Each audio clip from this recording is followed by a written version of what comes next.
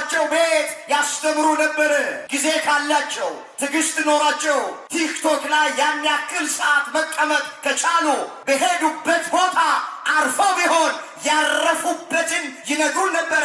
ስላራረፉ እንደ ቃየል ይቅበዘበዛሉ።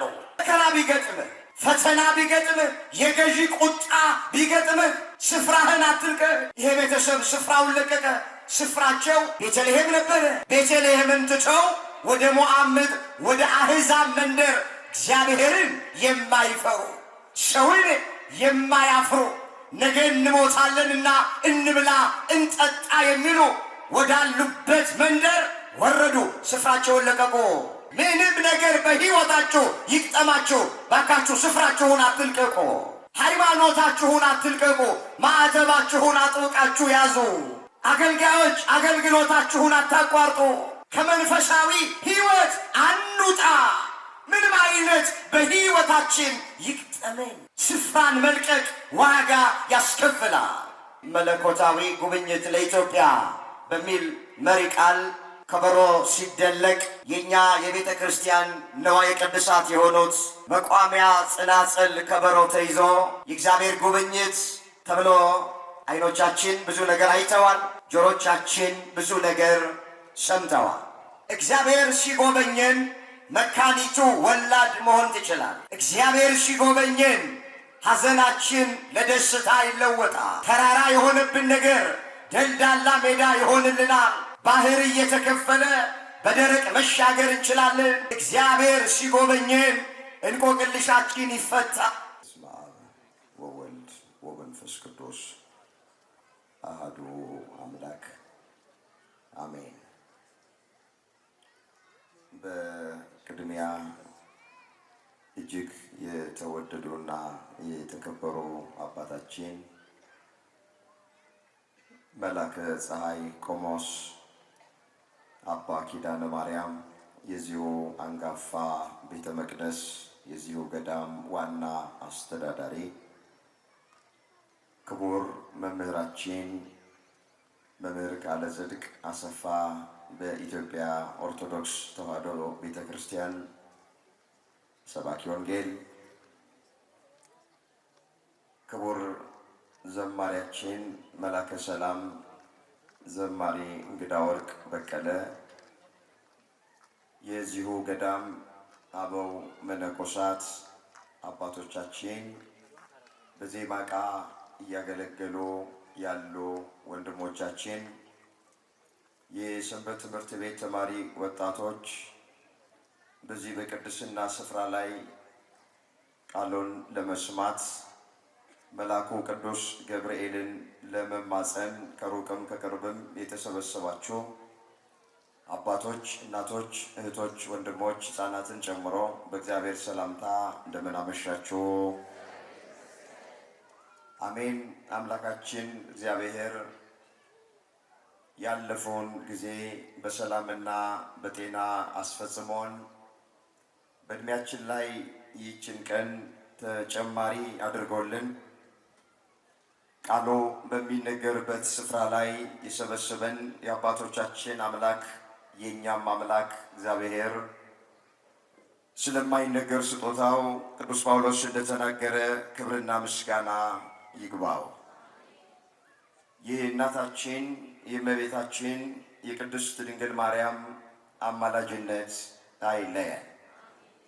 እግዚአብሔር አምላካችን በጉባኤያችን መካከል ተገኝቶ የተሰወረውን የወንጌል ምስጢር ለሁላችንም ገልጦ የሚረባንንና የሚጠቅመንን ነገር እንዲያስተምረን የእሱ ቅዱስ ፈቃዶ ይሆንልን። ወደ ዛሬው ዕለት የወንጌል አገልግሎት ከመሄዳችን አስቀድሞ ሁላችን ባለንበት ስፍራ ላይ እግዚአብሔር የሚናገረውን ለመስማት ራሳችንን እናዘጋጅ። እኔን እንደቆም እናንተ ደግሞ እንደተቀመጣችሁ እግዚአብሔር የቃሉን ደጅ ከፍቶ ሁላችንን እንዲያስተምረን የእሱ ቅዱስ ፈቃዶ ይሆነልን። ለዛሬ እግዚአብሔር በሰጠን ጊዜና ሰዓት የምንማማርበት የትምህርታችን ርዕስ የሚሆነው እግዚአብሔር ይጎበኛችኋል የሚል ይሆናል። ይህንን በርዕስነት ያነሳነውን ኃይለ ቃል በመጽሐፍ ቅዱሳችን ላይ ተመዝግቦ የምናገኘው በኦሪት ዘፍጥረት በምዕራፍ 50 ቁጥር 24 ላይ ይህን ርዕስ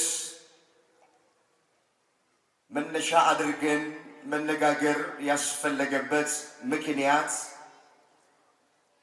ያለንበት ዘመን ሀገራችን ኢትዮጵያ ቅድስት ቤተ ክርስቲያናችን እኛም እያንዳንዳችን የእግዚአብሔርን ጉብኝት የምንፈልግበት ዘመን ላይ ነው ያለ።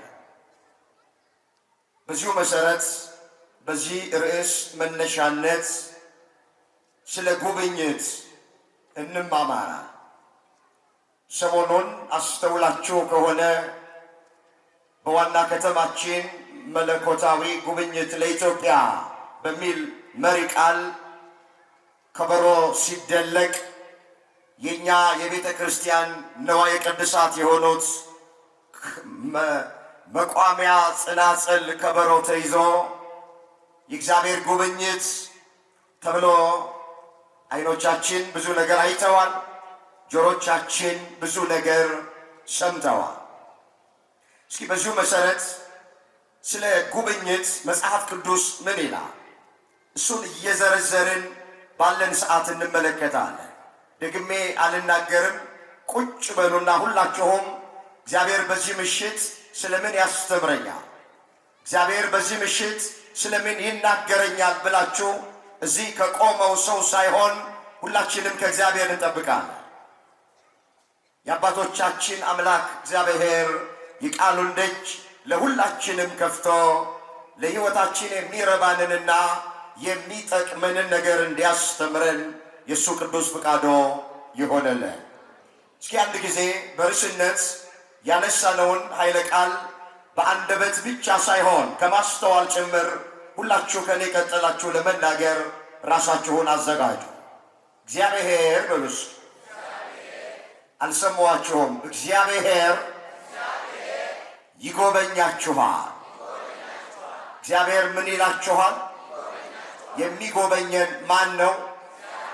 እግዚአብሔር አሁንም በዚህ ጉባኤ መካከል ተገኝቶ ሁላችንን ይጎብኘን። በዚህ ርዕስ ውስጥ 3 ነገሮችን እየፈጠንን እናያለን። በመጀመሪያ እግዚአብሔር ይጎበኛችኋል ማለት ምን ማለት ነው የሚለውን እንመለከታለን። በሁለተኛ ደረጃ በመጽሐፍ ቅዱስ በእግዚአብሔር የተጎበኙ እነማን ናቸው? ከብሉይ ኪዳን አንድ ለአብነት ከአዲስ ኪዳንም አንድ ለአብነት እንመለከታለን።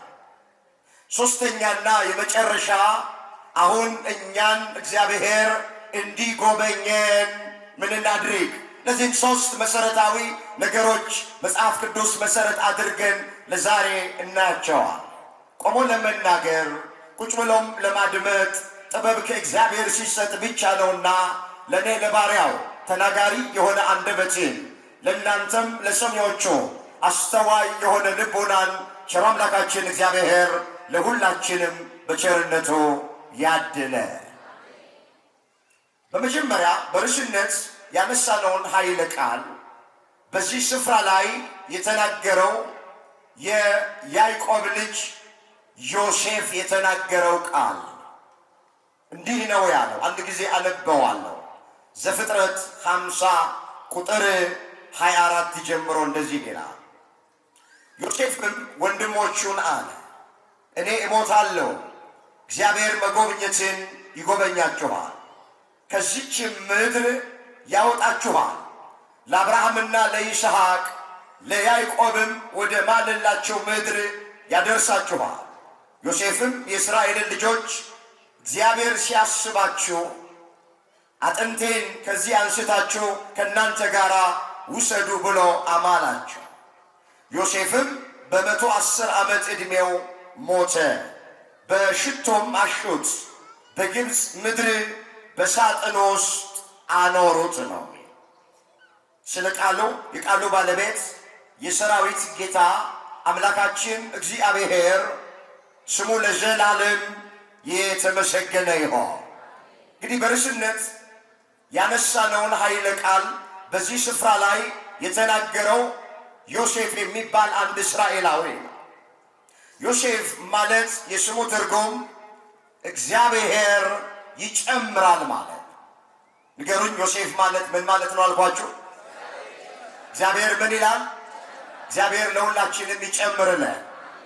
እግዚአብሔር ይጨምራል ማለት ነው ዮሴፍ ማለት። በግብፅ እስራኤል ሳሉ በርዕስነት ያነሳነው ቃል ተነግረዋል። ከግብፅ የባርነት ቤት እግዚአብሔር ያወጣችኋል፣ ማርና ወተት ወደምታፈስ ወደ ምድረ ርስት ወደ ከነዓን ያስገባችኋል። እንደ ተሰደዳችሁ አትቀሩም። እግዚአብሔር ያስባችኋል። እግዚአብሔር ሲያስባችሁ፣ አዎ አጥንቴን ከግብፅ ምድር ወስዳችሁ ወደ ምድረ ርስት ወደ ከነዓን ወደ ኢየሩሳሌም ቅበሩ፣ በዚያ አጥንቴን አሳርፉ ብሎ ተናዘዘና በ110 ዓመቱ ዮሴፍ አንቀላፋ ይላል። ባጭሩ በርዕስነት ያነሳነው ቃል የተነገረበት ምክንያቱ አሁን ከላይ ያየነው ታሪክ ነው። እስኪ እኛ አሁን ወደምንፈልገው ነገር ቶሎ እንምጣ፣ ጊዜያችንን መጠቀም እንችል። እግዚአብሔር ይጎበኛችኋል ማለት ምን ማለት ነው? ከእሱ ጋር እንደነሳ ወገኖቼ፣ እግዚአብሔር ይጎበኛችኋል ማለት እግዚአብሔር ይመለከታችኋል፣ እግዚአብሔር ያስባችኋል ማለት ነው። እግዚአብሔር ሲጎበኘን የተቆጣች ሰማይ ዝናብ መስጠት ትችላለች። እግዚአብሔር ሲጎበኘን መካኒቱ ወላድ መሆን ትችላለች። እግዚአብሔር ሲጎበኘን ሐዘናችን ለደስታ ይለወጣል። ተራራ የሆነብን ነገር ደልዳላ ሜዳ ይሆንልናል። ባህር እየተከፈለ በደረቅ መሻገር እንችላለን። እግዚአብሔር ሲጎበኘን እንቆቅልሻችን ይፈታል፣ ታሪካችን ይቀየራል፣ ነገራችን ይገለበጣል፣ እንባችን ከዓይናችን ላይ ይታበሳል። ጤና ያጣን ጤና እናገኛለን፣ እንጀራ ያጣን እንጀራ እናገኛለን። ብቻ እግዚአብሔር ወደኛ ዘንበል ካለ፣ እግዚአብሔር ካስብን፣ እግዚአብሔር ከተመለከትን ታሪክ ሁሉ ይቀየራል። እግዚአብሔር ይጎበኛችኋል ማለት እግዚአብሔር ይመለከታችኋል ማለት ነው ባጭሩ። አገራችን ኢትዮጵያን እግዚአብሔር ይጎብኝልን። ቤተ ክርስቲያናችንን እግዚአብሔር ይጎብኝልን። የእያንዳንዳችንን ጓዳ እግዚአብሔር በቸርነቱ ይጎብኝልን። እስኪ በብሉይ ኪዳን እግዚአብሔር ማንን ነው የጎበኘው የሚለውን ባጭሩ አስገኘን። ብዙዎቹን እግዚአብሔር ጎብኝቷቸዋል ታውቃላችሁ። አሁን እንኳን ታሪካቸውን የምንተርክላቸው እስራኤላውያንን ከ430 ዘመን የግብፅ የባርነት ቤት ቆይታ ጎብኝቷቸው፣ አዎ እየተንከባከበ የቀን ሐሩር እንዳያቃጥላቸው በሰባት የተለያየ ደመና እየጋረደ የሌሊቱ ጨለማ እንዳያስደነግጣቸው በብርሃን አምድ እየመራ መና አውርዶ እየመገባቸው ከአለት ከጭንጫ ውሃ አፍልቆ እያጠጣቸው የአሞራውያን ንጉሥ ሴዎንን የባሳንን ንጉሥ ዐግን እየገደለላቸው በጸናች እጅና በተዘረጋች ክንድ ከግብፅ የባርነት ቤት አውጥቶ ወደ ምድረ ርስት ወደ ከነዓን አስገብቷቸዋል። እስራኤላውያንን እግዚአብሔር ጎብኝቷቸዋል። እኛ አሁን የምንመለከተው በመጽሐፈ ሩት በምዕራፍ 1 ቁጥር 1 ላይ የተመዘገበውን ታሪክ ነው። በብሉይ ኪዳን በእግዚአብሔር ከተጎበኙት መካከል የቤተልሔም ሕዝቦች አንድ ናቸው። ታሪኩ ሲጀምር እንደዚህ ብሎ ይጀምራል። መጽሐፈ ሩት ምዕራፍ 1 ቁጥር 1 ጀምሮ ይመለከታል። መሳፍንት በምድሪቱ ላይ ይፈርዱ በነበረ ዘመን ቤተልሔም በሚባል ከተማ አንድ ቤተሰብ ነበረ ይላል። የባል ስም አቤሜሌክ፣ የሚስት ስም ኖሃሚን፣ ሁለት ልጆች አሏቸው፣ ማህሎንና ኬሊዮን ይባላል። የሚኖሩት በይሁዳ ቤተልሔም ነበረ ይላል። ድንገት ቤተልሔም በምትባለው ከተማ ረሃብ ሆነ። እግዚአብሔር የሰማይን መስኮት ዘጋ። ምድሪቱ የተዘራባት አላበቅል፣ የተተከለባት አልጸድቅ አለ። ረሃብ በሆነ ጊዜ ብዙዎቹ ከተማችንን አንድ ቀን እግዚአብሔር ይጎበኛታል፣ ስለዚህ እግዚአብሔር እስኪጎበኘን ድረስ እንጠብቀዋለን ብለው በዛው በቤተልሔም ጸንተው ቆዩ ይላል። ይሄ ቤተሰብ ግን የጥቂቱን ጊዜ ረሃብ መታገስ አቃተውና ትንቢት የተነገረላትን ሱባኤ የተቆጠረላትን የዳዊት ከተማ ተብላ የምትጠራውን ኋላም ኢየሱስ ክርስቶስ የተወለደባትን ቤተልሔምን ትተው ተሰደው ወደ ሞዓብ ምድር ወረዱ ይላል መጽሐፍ። የገዢ ቁጣ በገጠመ ጊዜ፣ መከራና ፈተና በገጠመ ጊዜ ስፍራህን አትልቀቅ ተብሎ ተጽፏል። መጽሐፈ መክብብ ምዕራፍ 10 ቁጥር 5 ላይ የተመዘገበ የእግዚአብሔር ቃል። መከራ ቢገጥምህ፣ ፈተና ቢገጥምህ፣ የገዢ ቁጣ ቢገጥምህ ስፍራህን አትልቀቅ። ይሄ ቤተሰብ ስፍራውን ለቀቀ። ስፍራቸው ቤተልሔም ነበረ። ቤተልሔምን ትተው ወደ ሞዓብ ምድር፣ ወደ አሕዛብ መንደር፣ እግዚአብሔርን የማይፈሩ ሰውን የማያፍሩ ነገ እንሞታለንና እንብላ እንጠጣ የሚሉ ወዳሉበት መንደር ወረዱ። ስፍራቸውን ለቀቁ። ግን አልተጠቀሙ። ባሏን አጣች ኑኃሚን፣ ታሪኩ እንደምናውቅ። እንደገና ሁለት ልጆቿን አጣች። የወላድ መካን ሆና ቀረች። ወገኖቼ ስፍራ መልቀቅ ዋጋ ያስከፍላል። ስፍራ የተባለ ሃይማኖት ሊሆን ይችላል።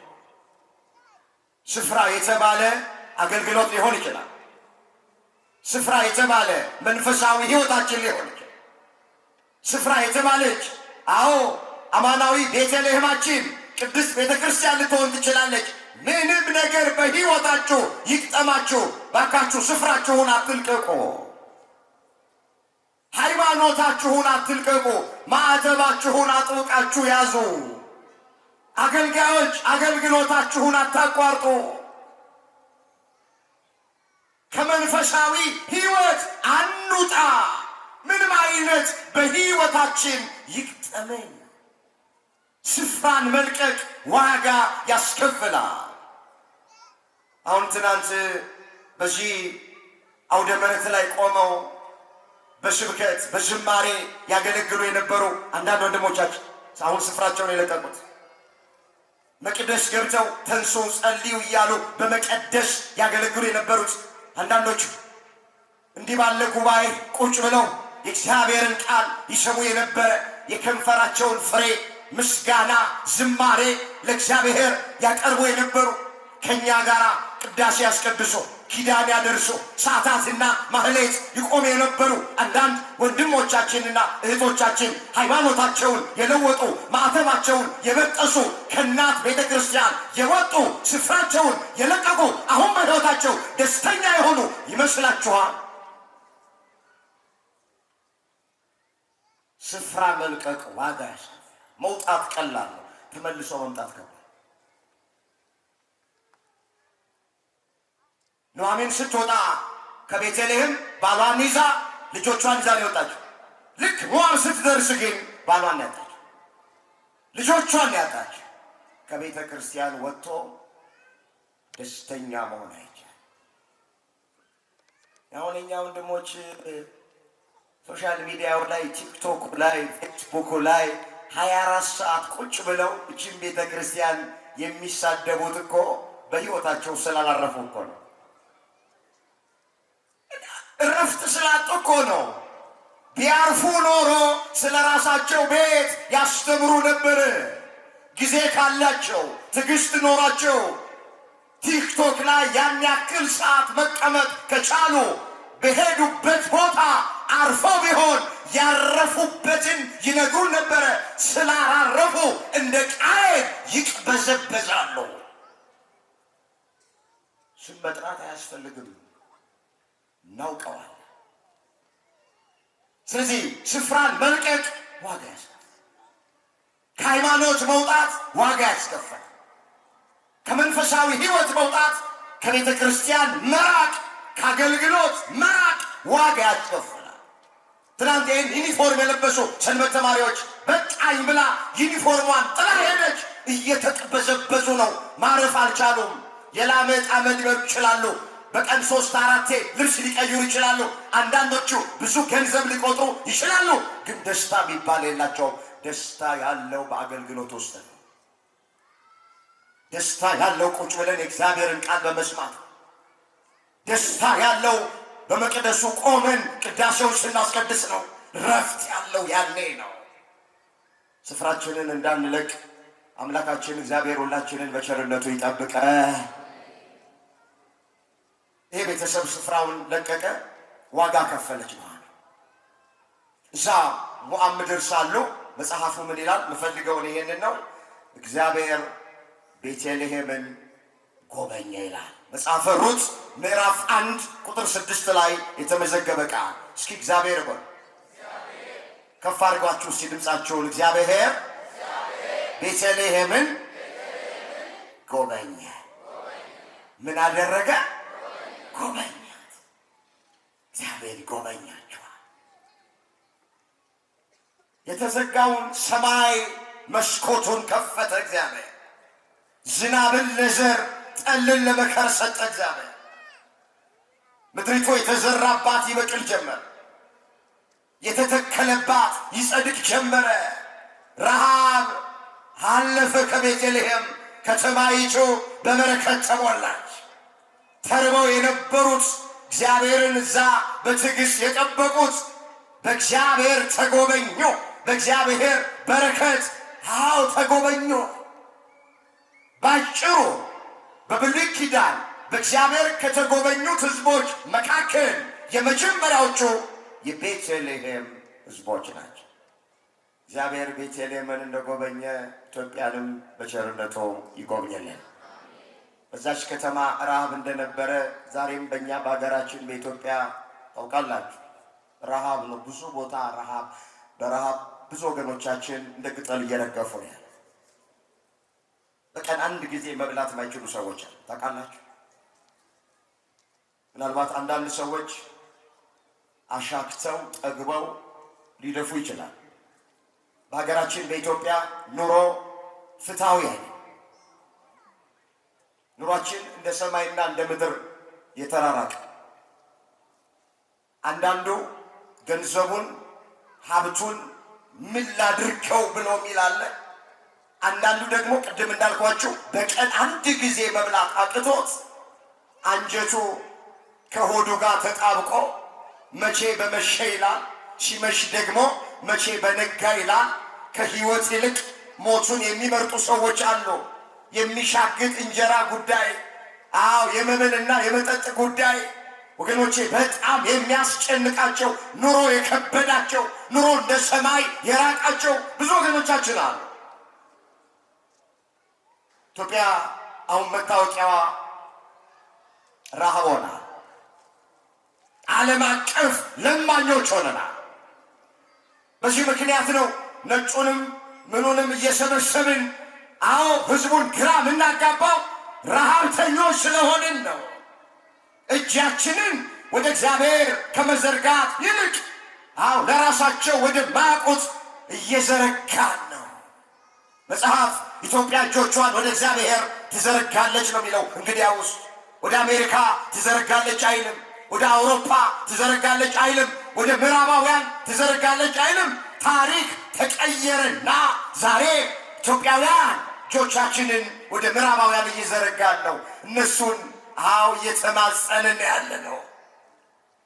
ለዚህ ነው መለኮታዊ ጉብኝት የተባለው። ታውቃለህ፣ ሌላ ምንም ምስጢር የለም። የተዘጉት ነገሮች በእነሱ እንዲከፈትልን እጃችንን ወደ እግዚአብሔር መዘርጋት ሲገባን እሱን ትተን ከመጽሐፍ ቃል ውጪ ሆነን ወደ ነጮቹ እጃችንን መዘርጋት ጀመረ። እነሱም አይናቸውን በጨው አጥበው በድፍረት መለኮታዊ ጉብኝት ለኢትዮጵያ ብለው መጡ። ለራሷ ክርስትና አልተነሳች፣ ልትዋቋቋም መጣች ይላሉ አባቶች። እዛ በግብረ ሰዶም ወንድ ለወንድ ጋብቻ፣ ሴት ለሴት ጋብቻ የጠፉ አብደው ከእግዚአብሔር ሕግ ውጭ ሆነው ብዙ የማምለኪያ ቤታቸው ቤተ እምነታቸው ወገኖቼ መጽሐፍት ቤት ሆኖ ጭፈራ ቤት ሆኖ መጠጥ ቤት ሆኖ ለሌላ ነገር ሸጠው 70% ቤተ እምነታቸው ተዘግቶ የኢትዮጵያን ሕዝብ ወንጌልን ስበክ ብለው መጡ። ሕዝቡም ያሳዝናል። የእኛ ሕዝብ ከነሱ በረከት አገኛለሁ፣ ፈውስ አገኛለሁ፣ ጉብኝት አገኛለሁ ብሎ ይጠብቃል። እኛን የሚጎበኘን ማን ነው? እኛን የሚያስበን ማን ነው? እኛን የሚመለከተን ማን ነው? አገራችን ኢትዮጵያን አሁንም እግዚአብሔር እሱ ይጎብኛት። ስለዚህ መጀመሪያ በብሉይ ኪዳን በእግዚአብሔር ከተጎበኙት መካከል የቤተልሔም ህዝቦች ናቸው። ወደ አዲስ ኪዳን በአዲስ ኪዳን እግዚአብሔር ማንን ጎበኘ? ብዙዎች በአዲስ ኪዳን በእግዚአብሔር ተጎብኝተዋል። አንዱን ለአብነት አሁን አያ በዚህ በሉቃስ ወንጌል በምዕራፍ 7 ቁጥር 11 ላይ ያለውን ታሪክ አነሳ። ታሪኩ ሲጀምር በነጋው ኢየሱስ ክርስቶስ ደቀ መዛሙርቱን አስከትሎ ናይን ወደምትባል ከተማ ገባ ይላል። ሁላችን እንደምናውቅ ጌታችን ኢየሱስ ክርስቶስ የተነገረው ትንቢት እንዲፈጸም የተቆጠረው ሱባኤ ባለቀ ጊዜ ከሰማየ ሰማያት ወረደ። ከእናታችን ከእመቤታችን ከቅድስተ ቅዱሳን ከንጽሕተ ንጹሐን ከድንግል ማርያም ከወላዲት አምላክ ከሥጋዋ ሥጋ ከነፍሷ ነፍስ ነስቶ በአጭር ቁመት በጠባብ ደረት ተወስኖ ለዓይን በሚከፋ ለአፍንጫ በሚከረፋ ስፍራ በቤተልሔም ዋሻ በከብቶች ግርግም ተወልደዋል። ቀስ በቀስ በየጥቂቱ አደገ ነው የሚለው መጽሐፍ። የ30 ዓመት ጎልማሳ ሲሆን በዮሐንስ እጅ በዮርዳኖስ ወንዝ የእኛ ጌታ ተጠመቀ። ከዚህ በኋላ ሳይውል ሳያድር ወደ ገዳመ ቆሮንቶስ ገባ። 40 መዓልት 40 ሌሊት ከቆመ ሳይንቀሳቀስ ከዘረጋ ሳያጥፍ ያለምንም እህል ውሃ ጾመ፣ ጸለየ። በዲያብሎስ ተፈተነ። ዲያብሎስን ድል አደረገ። ዲያብሎስን ድል የምናደርግበትን ጾም ጌታችን መድኃኒታችን ኢየሱስ ክርስቶስ ስርዓት አድርጎ ሰራልን። አሁን የምንጾመው ጾም ባለቤቱ ኢየሱስ ክርስቶስ የጾመው ጾም ነው። እግረ መንገዳችንን ኢየሱስ ክርስቶስ የጾመበት ምክንያት ለእኔና ለእናንተ አብነት፣ ምሳሌ፣ አርያ ሊሆነን ነው እንጂ እኔ ጾም ያለሁና እናንተ አትጾሙ ለማለት አይደለም። አንዳንድ ከኛ ቤተ እምነት ውጭ ያለው ወንድሞቻችን እንደዚህ ይላል። ጾሙ ስትሏቸው አንጾምም። ለምንድን ነው ማጾሙት? ጌታ ጾሞልኛል። በጣም እኮ ግራም ያጋባ እኮ ነገር ነው። እስኪ አንድ ጥያቄ ልጠይቃችሁ። ጌታችን በዚህ ምድር ላይ በነበረ ጊዜ በልቷል አልበላም? ምን ነው ቄሱም ዝም መጽሐፉም ዝም? በልቷል። ጌታ ምን ብሏል? አሁን ጌታ በልቶልኛልና አልበላም ትላለች? እንግዲህ ጌታ ጾሞልኛልና እኔ አልጾምም ካሉ ጌታም በዚህ ምድር ላይ በልቶ ነበር። ስለዚህ ጌታ በልቶልኛልና አልበላም ማለት ነው። መብሉ ላይ ያሳምሩታል፣ ጾሙ ላይ ግን ጌታ ጾሞልኛል። ወገኖቼ ጌታችን በዚህ ምድር ያደረገው ነገር በሙሉ ለእኛ አብነት፣ ምሳሌ፣ አርያ ለመሆን ነው። ከእኔ ተማሩ ነው ያለ። በዚህ በማቴዎስ ወንጌል ምዕራፍ 11 ቁጥር 29 ላይ የተመዘገበ ቃል እስኪ ከእኔ በሉ። ከእኔ ተማሩ። ከእኔ ምን በሉ? ጾም ያስተማረን ማን ነው? ኢየሱስ ክርስቶስ። ባለቤቱ ኢየሱስ ክርስቶስ ነው ያስተማረ። ጾሞ ጹሙ አለ። ጸሎት ያስተማረን እሱ ነው። ጸልዮ ጸልዩ አለ። ትህትናን ያስተማረን እሱ ነው። ትሁት ሆኖ ትሁታን ሁኑ አለ። ትዕግስተኛ ሁኑ ብሎ ትዕግስትን ያስተማረን እሱ ነው። የሁላችሁ ይቅርታን ያስተማረን እሱ፣ ጎኑን በጦር የወጉትን፣ እጆቹን በሚስማር የቸነከሩትን፣ የሾህ አክሊል የደፉበትን አባት ሆይ የሚያደርጉትን አያውቁምና ይቅር በላቸው ብሎ ይቅርታ ማድረግን ያስተማረን ኢየሱስ ክርስቶስ ነው። ብቻ ከኃጢአት በስተቀረ የሰው ልጆች ማድረግ የሚገባቸውን አድርጎ ያሳየን ባለቤቱ ኢየሱስ ክርስቶስ ነው። ጌታ ተጠምቆልኛልና አልጠመቅም አይባልም። እንጠመቃለን። የተጠመቀው ለእኛ ምሳሌ ሊሆነን ይሆንልኛልና እኔ አልጸልይም አይባልም። እሱ የጸለየው ለእኛ አብነት ምሳሌ ሊሆነን ነው። ስለዚህ ክርስትና ማለት ኢየሱስ ክርስቶስ በዚህ ምድር ላይ የተመላለሰውን ወይም የኖረውን ኑሮ መድገም ነው ክርስትና ማለት። አሁን አንዳንዶቹ በጌታ ነኝ ይላል። አንቺስ በምንድን ነሽ? እኔ በጌታ ነኝ። በጌታ ከሆንሽ በያታ ጌታ እንደተመላለሰ ተመላለሽ በያት። ምንድን ነው የሚለው መጽሐፍ? በእርሱ እኖራለሁ የሚል እሱ እንደተመላለሰ ሊመላለስ ይገባዋል ተብሎ ተጽፏል። አንደኛ የዮሐንስ መልእክት ምዕራፍ 2 ቁጥር 6 ላይ የተመዘገበ የእግዚአብሔር ቃል። እስኪ ቃሉን ከኔ ቀጠላችሁ ተናገሩ። በእርሱ እኖራለሁ የሚል እሱ እንደተመላለሰ ሊመላለስ ይገባዋል። ቃሉን አስተውሉት። በእርሱ እኖራለሁ የሚል በኢየሱስ ክርስቶስ እኖራለሁ የሚል ወይንም ኢየሱስ ክርስቶስን አምናለሁ የሚል እሱ እንደተመላለሰ ኢየሱስ ክርስቶስ በዚህ ምድር እንደተመላለሰ ሊመላለስ ይገባዋል አለ መጽሐፍ። ጠይቋቸው፣ ኢየሱስ ክርስቶስ በዚህ ምድር እንዴት ነው የተመላለሰው በሏቸው። ይጾም ነበረ። በጾም ነው የተመላለሰው። በጸሎት ነው የተመላለሰው። በትህትና ነው የተመላለሰው። በይቅርታ ነው የተመላለሰው። በፍቅር ነው የተመላለሰው። ስለዚህ አንድ ክርስቲያን ክርስቶስ በዚህ ምድር እንደተመላለሰ ወይንም እንደኖረ መኖር አለበት። አሁን ክርስቶስ አጋንንት እንዳወጣ አጋንንት ማውጣት የሚፈልጉ አሉ። ክርስቶስ ተአምር እንደሰራ ተአምር መስራት የሚፈልጉ ሰዎች አሉ። ክርስቶስ እንደ ጾመ ግን መጾም አይፈልጉም ሰዎቹ። አጋንንት ሲፈልጉ በካራቴ ያወጣሉ። የትኛው ሐዋርያ በካራቴ እንዳወጣ አናውቅም። እኔ ብሉይ ኪዳንም አዲስ ኪዳን ላይ ለነቀፌታ አይደለም፣ ሁሉም ገልጦ ማየት ስለሚያስፈልግ ነው። የትኛው ሐዋርያ ነው አጋንንትን በካራቴ ያወጣው? ሂዱና ጠይቋቸው። የቱ ጋር ነው የተጻፈ? ስሙን ጠርተው አውጥተዋል። በኃይልና በስልጣን በተሰጣቸው ጸጋ እነ ቅዱስ ጴጥሮስ እነ ቅዱስ ጳውሎስ አዎ አጋንንትን አውጥተዋል። በጥላቸው የፈወሷል። የክርስቶስን ስም ጠርተው አዎ አጋንንትን ያውጡሃል። ግን የትኛውም ሐዋርያ በሾኬና በካራቴ አጋንንት አወጣተው ማለት ነው። ዛሬ ግን አጋንንት እናወጣለን እያሉ በሕዝቡ ላይ የሚቀልዱ አንዳንዶች እግዚአብሔር ልብ ይስጣቸው። ሕዝቡንም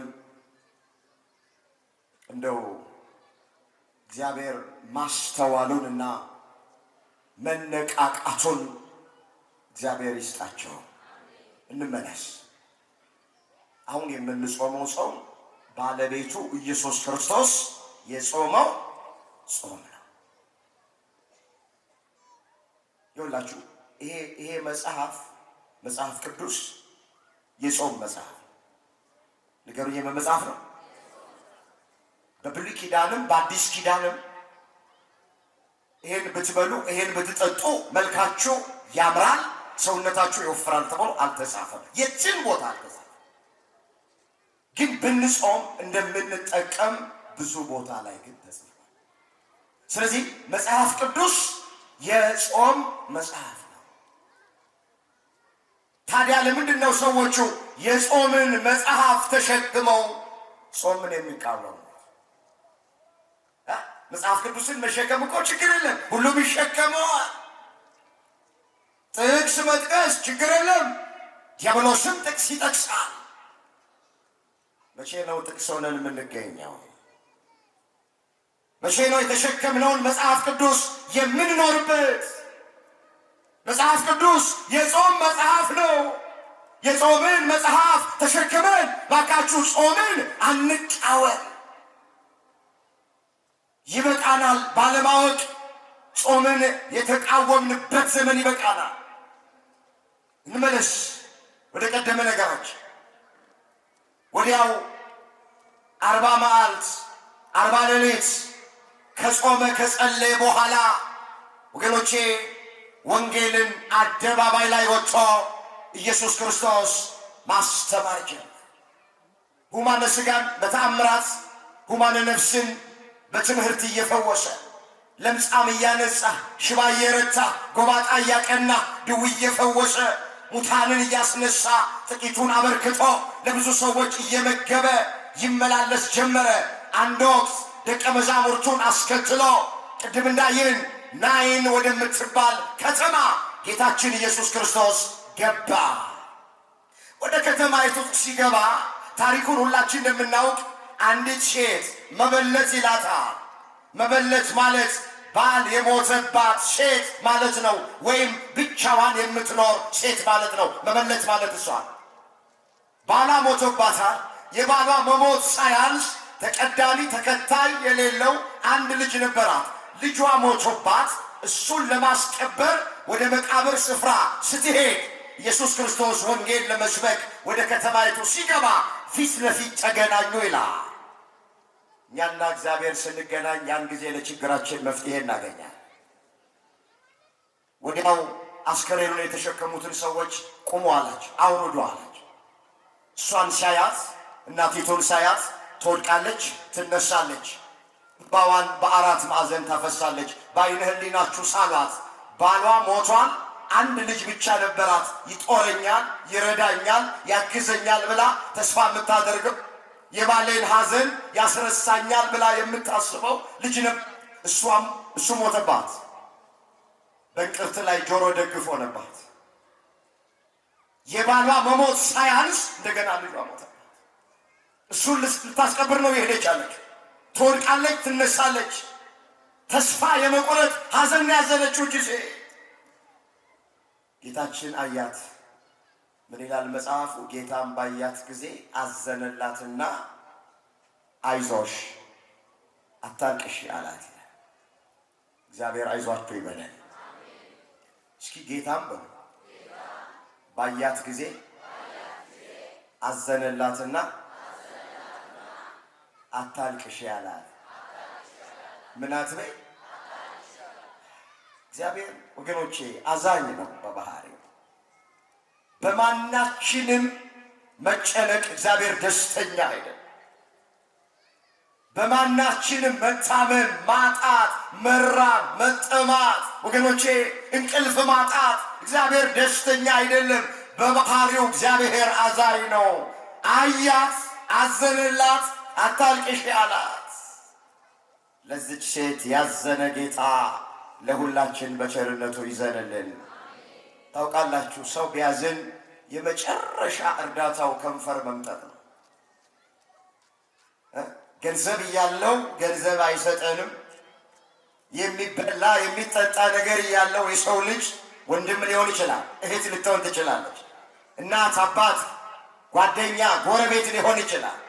መርዳት ማገዝ እየቻሉ አንዳንዶች ለወንድማቸው፣ ለእህታቸው፣ ለጎረቤታቸው፣ ለእናታቸው አያድርስ ነው ለአባታቸው አዝነው ከንፈራቸውን መጠው የሚሄዱ ሰዎች አሉ። በቃ ሰው ሲያዝን የመጨረሻው እርዳታ ከንፈር መምጠጥ ነው። እግዚአብሔር ካዘነ ግን ወደ ድርጊት ያመራዋል። እግዚአብሔር ካዘነ ወደ ሥራ ያመራዋል። ለተራቡ ምግብ ይሰጣል፣ ለተጠሙትም ያጠጣል፣ የታረዙትን ያለብሳል፣ የታመሙትን ይፈውሳል፣ ያዘኑትን ሐዘናቸውን ለደስታ ይለውጣል፣ የተጨነቁትን ከጭንቀታቸው ያረጋጋል። እግዚአብሔር ካዘነ ወደ ድርጊት ያመራዋል፣ ወደ ሥራ ያመራዋል። ጌታም ባያት ጊዜ አዘነላትና አይዞሽ አታልቅሽ አለ። ዛሬ ብዙ ሰው እያለቀሰ ነው። የምናለቅስበት ምክንያቱ ይለያያል እንጂ ሁላችንም አልቃሾች ነን ማለት ይቻላል። በገዛ ባሏ የምታለቅስ ሚስት አለች። በገዛ ሚስቱ ምክንያት የሚያለቅስ የሚያዝን ባል አለ። በአሰሪዎቹ ምክንያት የሚያዝን ሰራተኛ አለ። በሰራተኞቹ ምክንያት የሚያዝን አሰሪ አለ። በሀገር ጉዳይ እያዘንን ነው። በቤተ ክርስቲያናችን ጉዳይ በውስጥም በውጭም ባለው በምንሰማው በምናየው እያዘንን ነው። ስለ ወገኖቻችን በምንሰማው በምናየው ሐዘንተን የሁላችን ሐዘናችን ይለያያል እንጂ ሁላችንም ሐዘንተኞች ነው። የምናለቅስበት ምክንያቱ ይለያያል እንጂ ሁላችንም አልቃሾች ነን።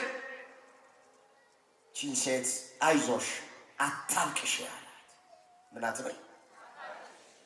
ከዛ አስከሬኑን የተሸከሙትን አውርዱ አላቸው። እሺ ብለው አውረዱት። ቀረብ አለ ኢየሱስ ክርስቶስ። ከዚያ በኋላ ቀኝ እጁን ያዘና አንተ ብላቴና እልሃለሁ ተነሳ አለ። ወጣት ስለነበረ ብላቴና አለው። ወዲያው አፈፍ ብሎ ተነሳ። ሰውነቱ ቀዝቅዞ ነበረ፣ መሞቅ ጀመረ። ነፍሱ እንደገና ወደ ሥጋው ተመለሰች። ለእናቱ ስጧት አለ፣ የባልሽን ሐዘን ያስረሳሽ አላት። እናቲቱ ደስ አላት። አፏ በሳቅ ከንፈሯ በእልልታ ተሞላ። ሞቶ የነበረ ልጇ እንደገና ተነሳ። ወዲያው ሕዝቡ ምን አለ ይላል? በዛ የተሰበሰበው ሕዝብ እግዚአብሔርን እያመሰገነ በእውነት እግዚአብሔር ሕዝቡን ጎበኘ አለ ይላል። እስኪ በእውነት ሆን እግዚአብሔር ሕዝቡን ጎበኘ። ሕዝቡን ምን አደረገ? ያ የሞተው ብላቴና በተነሳ ጊዜ፣ ነፍሱ ወደ ሥጋው እንደገና በተመለሰች ጊዜ፣ ታሪክ በተቀየረ ነገር በተገለበጠ ጊዜ በእውነት እግዚአብሔር ሕዝቡን ጎበኘ አለ። በዛ የተሰበሰበው ሕዝብ በአዲስ ኪዳን በእግዚአብሔር ከተጎበኙ ሰዎች መካከል በናይል ከተማ ያለችዋ መበለት አንዷ ናት። ወደ መጨረሻው ለሶስተኛው ልምጣ፣ ጊዜ ለመጠቀም። አሁን እግዚአብሔር እኛን እንዲጎበኘን ምን እናድርግ? መቼስ ሰው ካላበደ በስተቀር ጤነኛ ከሆነ በእግዚአብሔር መጎብኘት ይፈልጋል። እስኪ በእግዚአብሔር መጎብኘት የሚፈልግ ግራ ታውጪ፣ ግራ ፓርላማ ነው እንጂ ቤተ ክርስቲያን ምንድን ነው የሚወጣው? እስኪ እግዚአብሔር ሆይ በሉት። መጎብኘትን ጎብኘኝ። እግዚአብሔር ሆይ መባረክን ባርከኝ። እግዚአብሔር ሁላችንን ይባርከን። እግዚአብሔር ሁላችንን ይጎብኘን። ምንድን ነው ከኛ የሚጠበቀው? እግዚአብሔር እንዲጎበኝ። መቼስ በምኞት ብቻ በእግዚአብሔር መጎብኘት አይቻልም። ታውቃለህ፣ ከኛ የሚጠበቅ ነገር አለ። ሁለት ነገሮችን ባጭሩ። በመጀመሪያ እግዚአብሔር እንዲጎበኘን ከፈለግን ሳናቋርጥ እንጸልይ። ሳናቋርጥ ብለን እንበል እንጸልይ። ጸሎት ጉብኝትን ያመጣል። ለምን? ጌታችን መድኃኒታችን ኢየሱስ ክርስቶስ ለደቀ መዛሙርቱ እንዲህ ነው ያላቸው። በዚህ በማቴዎስ ወንጌል ምዕራፍ 7 ቁጥር 7 ላይ ለምኑ ይሰጣችኋል፣ መዝጊያ አንኳኩ ይከፈትላችኋል፣ ፈልጉ ታገኛላችሁ፣ ለሚለምን ሁሉ ይሰጠዋል፣ ለሚያንኳኳ ሁሉ ይከፈትለታል፣ የሚፈልግ ሁሉ ያጣውን ያገኛል። ከእናንተ መካከል ልጅ አባቱን ወይም እናቱን ዳቦ ቢለምን በዳቦ ፈንታ ድንጋይ ይሰጠዋልን? እንቁላል ቢለምንስ በእንቁላል ፈንታ እባብና ጊንጥ የሚሰጥ ወላጅ አለን?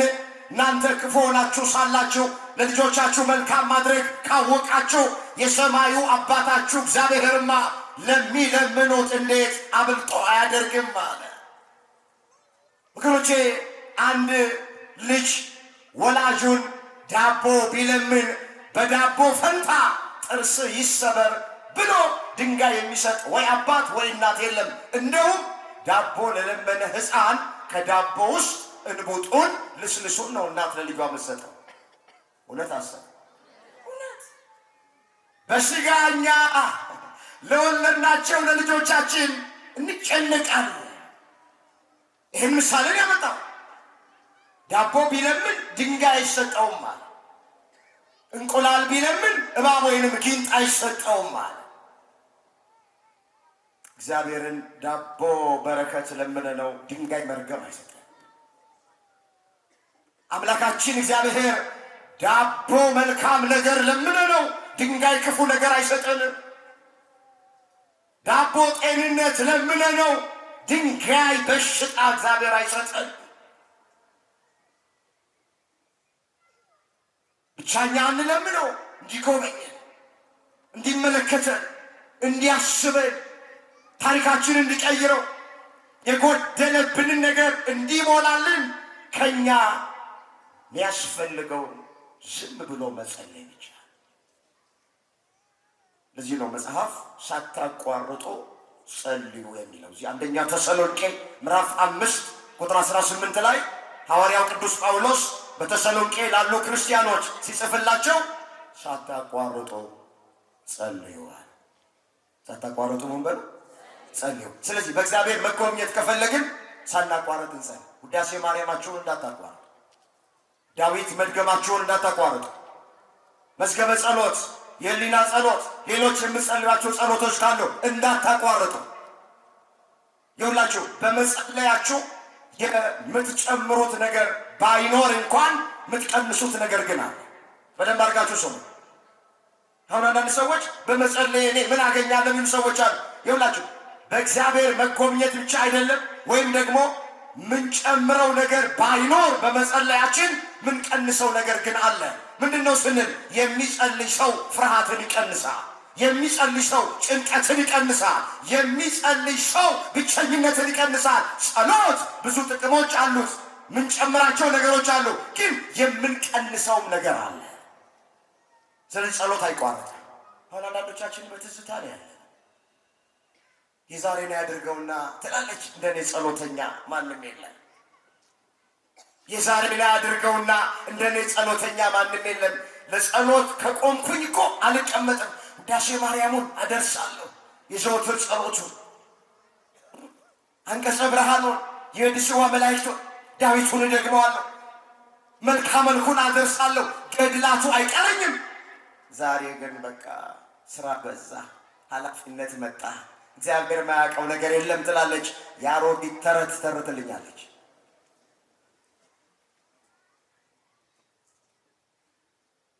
በትዝታ ውስጥ ያለን ሰዎች አለን። የዛሬን አያድርገውና እንደኔ ጸሎተኛ የለም ብለን ትዝታ ውስጥ ቁጭ ያለን ሰዎች አለን። እግዚአብሔር የጸሎትን መንፈስ መልሶ ለሁላችን ያብለን። ተክተን እንድንጸልይ፣ ሳናቋርጥ እንድንጸልይ፣ በርትተን እንድንጸልይ እግዚአብሔር ሁላችንን በቸርነቱ ይርዳል። ወገኖቼ በተለይ በዚህ ባለንበት አሁን ሱባኤ ባለንበት ጾማችን ትርጉም የሚኖረው በጽድቅ ስነ ምግባራት ሲታጀብ። የጽድቅ ስነ ምግባራት የሚባሉት አንደኛው ጸሎት ነው፣ ሁለተኛ ምጽዋት ነው፣ ሶስተኛ ስግደት። ይኸውላችሁ በደንብ አድርጋችሁ ስሙን። የሚጾም ሰው መጸለይ አለበት። የሚጾም ሰው መመጽወት አለበት። የሚጾም ሰው አቅሙ በፈቀደ መጠን ለኢየሱስ ክርስቶስ ስም መንበርከክ አለበት፣ መስገድ አለበት። ለምን አንድ አትሆንም? አቅማችን አንድ ከሆነ አንድ ስግደት፣ 10 ምንችል ከሆነ 10 ስግደት።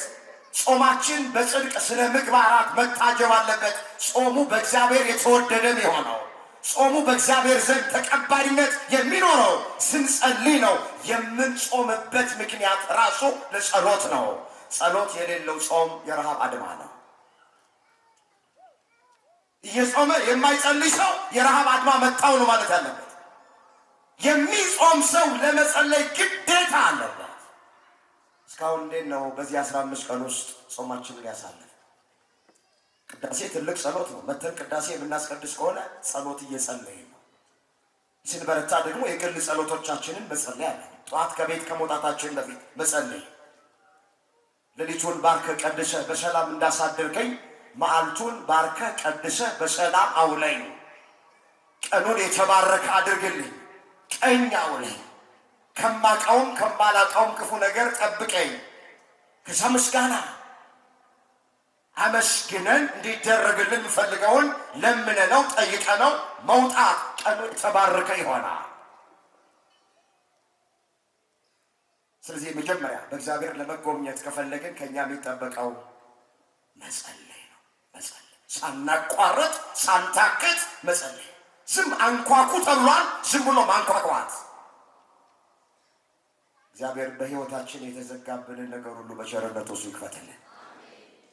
የመጨረሻ እግዚአብሔር እንዲጎበኘን ምን እናድርግ ሲባል በትዕግስት በምን እንጠብቀው? በትዕግስት። ትዕግስት ያስፈልገናል። የእግዚአብሔርን ጉብኝት ለማግኘት መታገስ።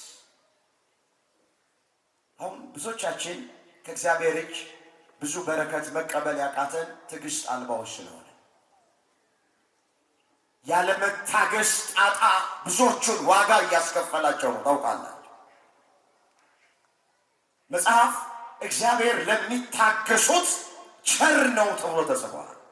በዚህ በመዝሙር 144 ቁጥር 9 ላይ የተመዘገበ እግዚአብሔር ቃል። እስኪ እግዚአብሔር ነው ለሚታገሱት ቸር ነው። እግዚአብሔር ለሚታገሱት ምንድን ነው? ቸር ነው። የቸርነቱን ስራ ይሰራላቸዋል።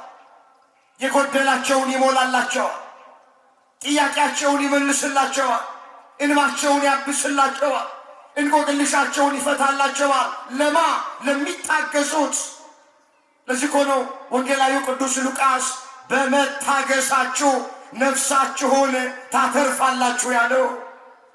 እግዚአብሔር እንዲጎበኘን ወገኖቼ ከኛ የሚጠበቀው በትዕግስት ሆኖ መጠበቅ።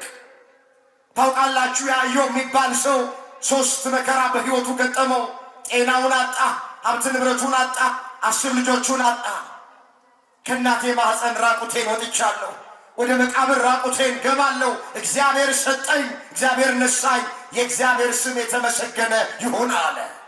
ሰይጣን መጣ በአንድ ወቅት። አንተ ኢዮብ አለው፣ ይሄ እግዚአብሔር የምትለው ጤናህን ካልጠበቀ፣ ሀብት ንብረትህን ካልጠበቀ፣ ልጆችህን ካልጠበቀ ለምን ታመልከዋለህ? ስደበውና ሙት አለው።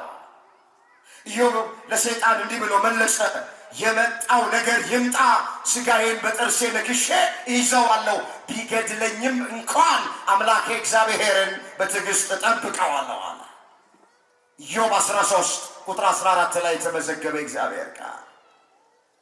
የመጣው ነገር ይምጣ አለ።